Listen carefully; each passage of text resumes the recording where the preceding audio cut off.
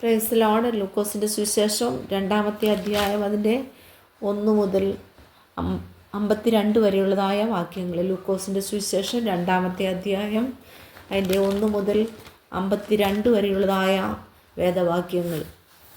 ആ കാലത്ത് ലോകമൊക്കെയും പേർവഴി ചാർത്തേണമെന്ന് അഗസ്ത്യോസ് കൈസരുടെ ഒരു ആജ്ഞ പുറപ്പെട്ടു.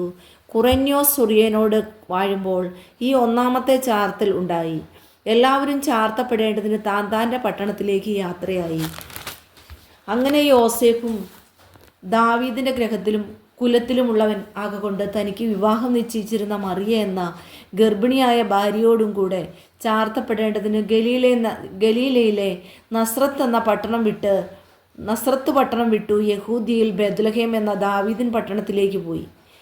അവർ അവിടെ ഇരിക്കുമ്പോൾ അവൾക്ക് പ്രസവത്തിനുള്ള കാലം തികഞ്ഞു. അവൾ ആദ്യജാതനായ മകനെ പ്രസവിച്ചു. ശീലകൾ ചുറ്റി വഴിയമ്പലത്തിൽ അവർക്ക് സ്ഥലമില്ലായകയാൽ പശുത്തൊട്ടിയിൽ കിടത്തി.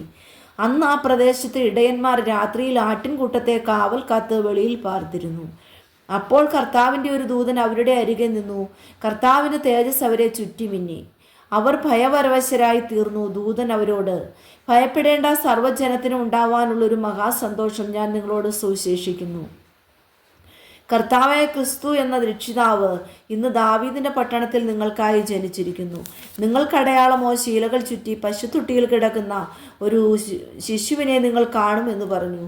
പെട്ടെന്ന് സ്വർഗീയ സൈന്യത്തിൻ്റെ ഒരു സംഘം ദൂതനോട് ചേർന്ന് ദൈവത്തെ പുകഴ്ത്തി. അത്യുന്നതങ്ങളിൽ ദൈവത്തിന് മഹത്വം, ഭൂമിയിൽ ദൈവപ്രസാദമുള്ള മനുഷ്യർക്ക് സമാധാനം എന്ന് പറഞ്ഞു. ദൂതന്മാർ അവരെ വിട്ടു സ്വർഗത്തിൽ പോയ ശേഷം ഇടയന്മാർ, നാം ബേത്ലഹേമോളം ചെന്ന് കർത്താവ് നമ്മോട് അറിയിച്ച ഈ സംഭവം കാണണമെന്ന് തമ്മിൽ പറഞ്ഞു. അവർ ബന്ധപ്പെട്ട് ചെന്ന് മറിയയെയും യോസേഫിനെയും പശുത്തൊട്ടിയിൽ കിടക്കുന്ന ശിശുവിനെയും കണ്ട ശേഷം ഈ പൈതലിനെക്കുറിച്ച് തങ്ങളോട് പറഞ്ഞ വാക്കറിയിച്ചു. കേട്ടവർ എല്ലാവരും ഇടയന്മാർ പറഞ്ഞതിനെക്കുറിച്ച് ആശ്ചര്യപ്പെട്ടു. മറിയ ഈ വാർത്തയൊക്കെയും ഹൃദയത്തിൽ സംഗ്രഹിച്ചു ധ്യാനിച്ചു കൊണ്ടിരുന്നു. തങ്ങളോട് അറിയിച്ചതുപോലെ ഇടയന്മാർ കേട്ടതും കണ്ടതുമായ എല്ലാറ്റിനെയും കുറിച്ച് ദൈവത്തെ മഹത്വപ്പെടുത്തിയും പുകഴ്ത്തിയും കൊണ്ട് മടങ്ങിപ്പോയി. പരിച്ഛേദന കഴിപ്പാനുള്ള 8 ദിവസം തികഞ്ഞപ്പോൾ അവൻ ഗർഭത്തിൽ ഉൽപ്പാദിക്കും മുമ്പേ ദൂതൻ പറഞ്ഞതുപോലെ അവന് യേശു എന്ന് പേർ വിളിച്ചു. മോശയുടെ ന്യായപ്രമാണ പ്രകാരം അവളുടെ ശുദ്ധീകരണ കാലം തികഞ്ഞപ്പോൾ കടിഞ്ഞൂലായ ആണൊക്കെയും കർത്താവിന് വിശുദ്ധമായിരിക്കണമെന്ന് കർത്താവിൻ്റെ ന്യായപ്രമാണത്തിൽ എഴുതിയിരിക്കുന്നത് പോലെ അവനെ കർത്താവിന് അർപ്പിപ്പാനും ഒരു കുറുപ്രാവിനെയോ 2 പ്രാവിൻ കുഞ്ഞിനെയോ കർത്താവിൻ്റെ ന്യായപ്രമാണത്തിൽ കൽപ്പിച്ചതുപോലെ യാഗം കഴിപ്പാനും അവർ അവനെ യെരുശലേമിലേക്ക് കൊണ്ടുപോയി. യെരുശലേമിൽ ശിമിയോൻ എന്നു പേരുള്ള ഒരു മനുഷ്യനുണ്ടായിരുന്നു. ഈ മനുഷ്യൻ നീതിമാനും ഇസ്രായേലിൻ്റെ ആശ്വാസത്തിനായി കാത്തിരിക്കുന്നവനുമായിരുന്നു. പരിശുദ്ധാത്മാവും അവൻ്റെ മേലുണ്ടായിരുന്നു. കർത്താവിൻ്റെ ക്രിസ്തുവിനെ കാണും മുമ്പേ മരണം കാണുകയില്ല എന്ന് പരിശുദ്ധാത്മാവിലാൻ അവന് അരുളപ്പാടുണ്ടായിരുന്നു. അവൻ ആത്മനിയോഗത്താൽ ദൈവാലയത്തിൽ ചെന്ന് യേശു എന്ന പൈതലിനു വേണ്ടി ന്യായപ്രമാണത്തിൻ്റെ ചട്ടപ്രകാരം ചെയ്യുവാൻ അമ്മയപ്പന്മാർ അവനെ അകത്തു കൊണ്ടു ചെന്നപ്പോൾ അവനെ കയ്യിലേന്തി ദൈവത്തെ പുകഴ്ത്തി. ഇപ്പോൾ നാഥ, തിരുവചനം പോലെ നീ അടിയനെ സമാധാനത്തോടെ വിട്ടയക്കുന്നു. ജാതികൾക്ക് വെളിപ്പെടുവാനുള്ള പ്രകാശവും നിന്റെ ജനമായ ഇസ്രായേലിൻ്റെ മഹത്വവുമായി നീ സകല ജാതികളുടെയും മുമ്പിൽ ഒരുക്കിയിരിക്കുന്ന നിന്റെ രക്ഷയെ എൻ്റെ കണ്ണുകൊണ്ട് കണ്ടുവല്ലോ എന്ന് പറഞ്ഞു. ഇങ്ങനെ അവനെക്കുറിച്ച് പറഞ്ഞതിൽ അവൻ്റെ അപ്പനും അമ്മയും ആശ്ചര്യപ്പെട്ടു. പിന്നെ ശിമിയോൻ അവരെ അനുഗ്രഹിച്ചു. അവൻ്റെ അമ്മയായ മറിയയോട്, അനേക ഹൃദയങ്ങളുടെ വിചാരം വെളിപ്പെടേണ്ടതിന് ഇവനെ ഇസ്രായേലിൽ പലരുടെയും വീഴ്ചയ്ക്കും എഴുന്നേൽപ്പിനും പറയുന്ന അടയാളത്തിനുമായി വെച്ചിരിക്കുന്നു. നിന്റെ സ്വന്തം പ്രാണനിൽ കൂടിയും ഒരു വാൾ കടക്കും എന്ന് പറഞ്ഞു. ആശേർ ഗോത്രത്തിൽ ഫനുവേലിൻ്റെ മകളായ ഹന്ന എന്നൊരു പ്രവാചകി ഉണ്ടായിരുന്നു. അവൾ കന്യകാലത്തിൽ പിന്നെ ഭർത്താവിനോടുകൂടെ 7 സംവത്സരം കഴിച്ചു.